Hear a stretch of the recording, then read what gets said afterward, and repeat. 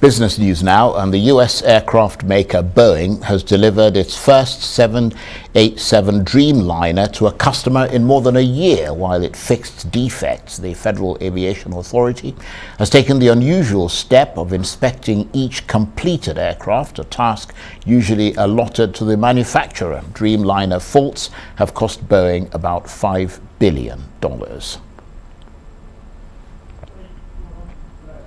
Now, we told you earlier about those wildfires in France. Well, dry conditions across Western and Central Europe are also threatening both energy supplies and agricultural yields, with the world already suffering from dramatic inflation as a result of the war in Ukraine. Well, here to discuss this further is Arise business correspondent Laurie Laird. Good to see you, Laurie. Good evening, Charles. Well, it's been a summer of discontent and chaos in Europe, and now the continent is facing drought.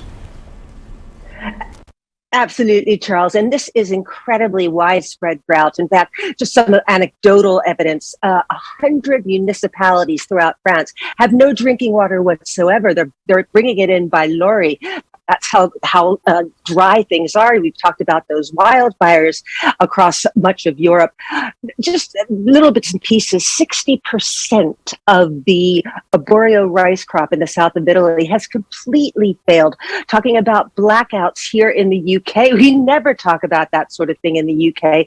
And of course, the areas that we're speaking of, Charles, are places where so much food is grown. We've talked so much about Ukraine being the breadbasket of Europe, but France, Italy, Spain are all crucial areas for agricultural products in the UK and further afield.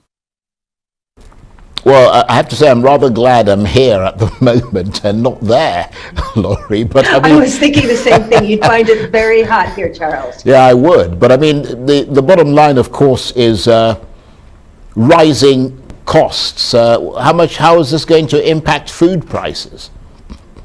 Well, food prices across the world are running at about 10% a year, and even higher in Africa, where we're looking at 18 to 20% per year. And it's so much more. It's so much more painful in Africa because so much more of disposable incomes go to food. But we're also seeing energy prices rise because of this drought. Levels on the Rhine, which is such a massive in Eastern Europe. Yeah, it looked like we had some video problems there, but where coal is shipped on there, so many energy supplies are shipped on that body of water. Norway, such a massive, important energy exporter, and we can see the Norwegian hydropower on our screen right now. They are saying that they can no longer guarantee exports of energy to Europe because water levels are so low. So we spoke a moment ago about food price inflation, but these things are also feeding energy price inflation. Well, absolutely. And you were talking there about energy prices, Laurie. German Chancellor Olaf Scholz giving a long press conference earlier. Was he also addressing the issue of energy? He was. This was his inaugural press conference, Charles, and he went for over an hour and managed not to lose his temper, which is fairly remarkable for Olaf Scholz. But he did talk about how Germany is going to provide support for the most vulnerable families. Now, this sounds fairly ordinary, but Germany is so reluctant to engage in fiscal spending. So for Olaf Scholz to admit this, even though he's a social democrat, was a big thing for a German chancellor. Let's see what he had to say. We need to put in place a comprehensive support package that covers all groups of the population.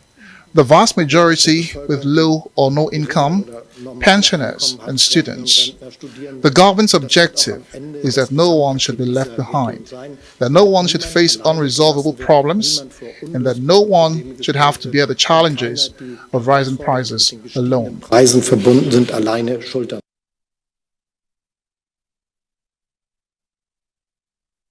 You were going to pick up there, were you? Of course, Charles, a little bit of a delay on the line. As I said, this is such a big deal for Olaf Scholz, and perhaps he is aware of the fact that his party is desperately unpopular right now, despite being the lead party in the coalition. But one of the big problems that Germany is facing is this has been so dependent on Russian gas, it's finding it difficult to get energy, and Germany is one of the few countries that is actively speaking about energy rationing, and this is something we didn't expect to happen until much later in the year. And I mean, what about winter? I mean, how is all this going to affect the cold and of course winter on its way? And that's the key, Charles, because this is the conversation that we're having right now is one we expected to have when the weather turned in October or November, when Europe needs so much gas to heat households. We didn't expect to be talking about energy shortages in the middle of a very, very warm summer. And it's not just the things that we mentioned in Germany. France, which has always been such a big exporter of energy because it relies so heavily on nuclear power, so not so directly tied to Russian gas supplies. Half of France's nuclear power is offline for maintenance. So France is not importing power. It used to be Europe's biggest exporter of power. So almost, I know we use this term a lot, but it is the perfect storm right now in terms of energy prices. And it's a warm, dry summer. It does not bode well for the winter. And we've got a minute or so left, Laurie. I mean, looking forward, the Russians, does it look like they're going to cut back on their supplies of gas? I think that we should believe Russia when they say that they are threatening to, when they could cut gas supplies even further. They cut it down to 20% capacity in Nord Stream 1, and they cut off another pipeline feeding Eastern Europe for the better part of a week, ending earlier today. So I think we should take Russia at its word. Certainly Russia can live without gas, as we've mentioned before. Gas is only about 2% of Russian GDP. Russia can less live with an export embargo on its oil, which is about 10% of GDP. So I think Russia is in a reasonably good place to use gas as a weapon. Good to talk with you, Laurie. Thanks very much indeed. Laurie Laird, the Rise business correspondent, talking to me there from London.